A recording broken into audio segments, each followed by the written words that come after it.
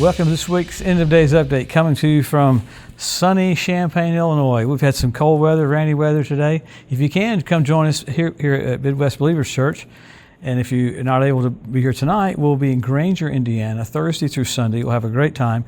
We're doing the Joseph Roberts Ministries summits, and now they're called in-depths, depth charges and depth of everything. They've been so fun here at Midwest Believers Church. It's amazing how you come together without an agenda and watch heaven strengthen the people. So if you can, like us on Facebook, and if you so are moved on your heart to partner with us, help us send the message all over the world.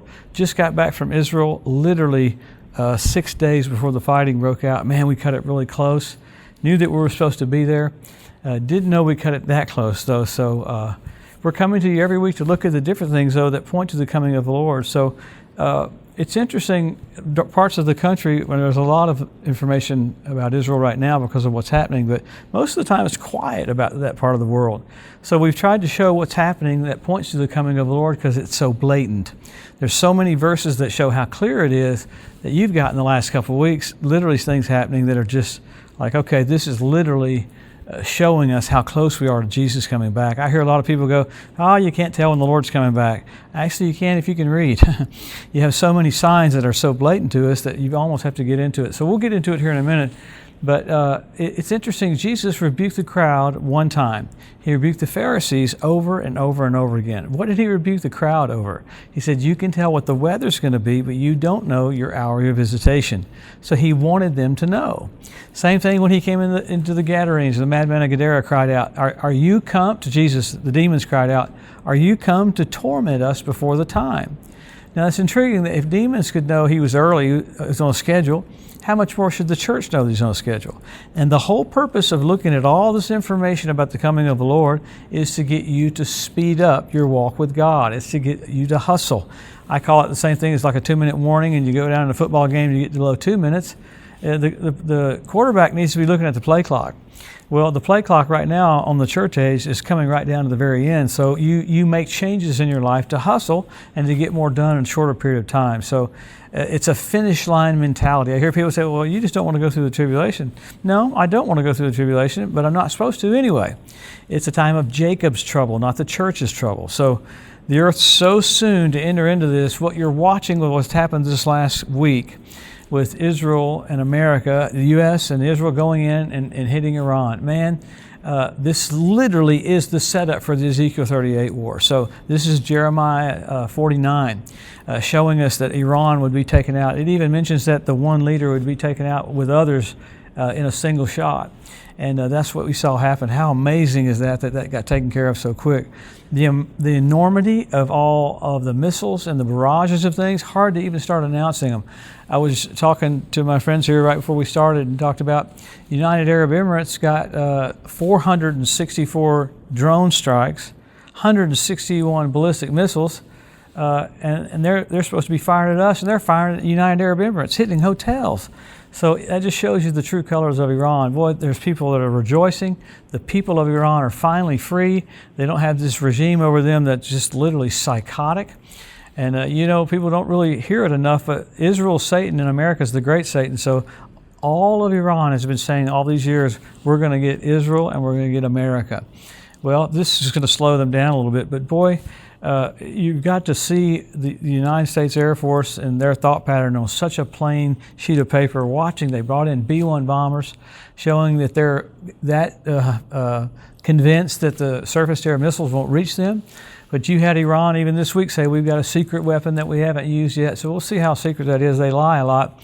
They said they've got a hypersonic missile that can go into Israel and it could even reach America. So that could turn things up a notch. But I was intrigued watching the UK and watching Germany and watching Europe respond. They finally responded and said we could use some of our bases there. But when it came to World War II, I wonder who responded there. America. America came and went to Normandy. America came and helped England out. So these are times of helping each other as nations. So, but what the Bible said you'd see just before Jesus comes, you're seeing it right now. In other words, there couldn't be anything more blatant to show you that the Ezekiel 38 war is getting ready to happen than this right here. Because what's happening is Iran's it'll get settled down, and Israel will be dwelling safely. And then all of a sudden, Russia's going to go, you know what, we don't have any money. We don't have anything left because of the war with the Ukraine. And they're going to go, you know what, they're going to make a move toward Israel. And they pick Iran up, they pick Libya up, they pick part of Egypt, some other areas, and Turkey mainly. And they come down on Israel, and God intervenes and takes out 82% of them. So that, if we can physically see that getting ready to happen, it should preach to us that Jesus is just about to come back. I mean, there's event after event after event that happened this last week with all the 3 aircraft carriers, all the stuff going on, showing us that we're ready to do what we need to do. So the next event is that Ezekiel 38 war. Now, I hear even on end-time preacher after end-time preacher after end-time preacher, well, we think it's going to happen before the rapture. Actually, this is why it's not. And you can be really bold about this, because America says to Russia, when Russia comes down, are you come to take a spoil? Well, right now, if Russia came down on Israel, we'd say, hey, we're going to defend Israel and we'll kill you. Well, our country will be weakened because probably half of our country will be raptured. And the amazing thing is during the Old Covenant, it will go back to 7 years of Old Covenant time. And in this dispensation, God doesn't really have access to do those things. He doesn't really intervene on Israel's behalf. I heard one minister say that the Holocaust happened because the church didn't pray. Well, I know that's crazy, but you know what? When it goes back to Old Testament time, God can take His gloves off and do some things to protect Israel, and that's exactly what He's going to do. But we will be gone. So knowing that we will be gone, I heard some guys today that I trust on end times, they said it'll be either just before the rapture or right after the rapture, but I believe it'll be just before the rapture. Either way, we are very close to seeing the King of Kings and the Lord of Lords. We should be shouting it from the housetops. I think it's inappropriate not to be excited about the Lord coming back. I think it's rude not to be excited about the Lord coming back. And I think it shows an ignorance of Scripture to not be excited about Jesus coming back.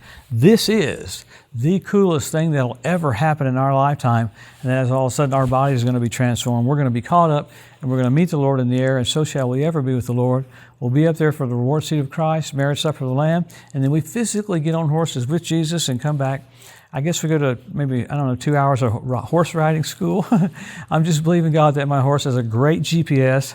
I don't want to show up on Mars and everybody else is on the earth. So great days ahead. Everybody's wondering, I don't want the Lord to come back because I got so much in my heart. Well, you got so much in your heart because you're going to live forever. We're tasting of the powers of the world to come. All of these things that are happening that show us how close it is to Jesus coming back are to get you ready for a little sliver of time right now, but the next step will be the millennial reign of Christ. So wonderful, wonderful things ahead with great joy. He loves you. He's not mad at you. He's not frustrated with you. He wants you excited right here before Jesus comes back. And we'll come back and see how much the shelling is going on. I like that our country's even letting civilians get in American aircraft. Kind of wild that it looks like we're going to be filling up planes, shipping people out for a little while until things settle down a little bit. Because it's getting kind of volatile even up in Beirut and other places. So pray for our soldiers. Pray for your friends over there and for the people that are under fire. You had a missile hit literally 15 feet from the Temple Mount. You got crazy. Ayatollah Khomeini almost bombed the Temple Mount himself. So a lot of weird things are happening, but it is pointing to one thing. You're about to see Jesus. Have a blessed, wonderful week. We'll pick up where we left off and we'll see what all's happened, and we'll be rejoicing because soon and very soon we're going to see the King. We'll see you next Wednesday.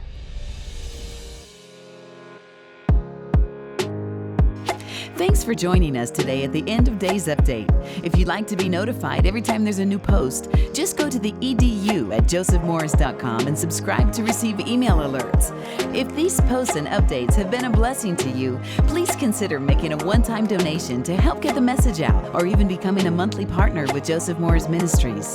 Thanks again for tuning in to the EDU, and we'll see you next week.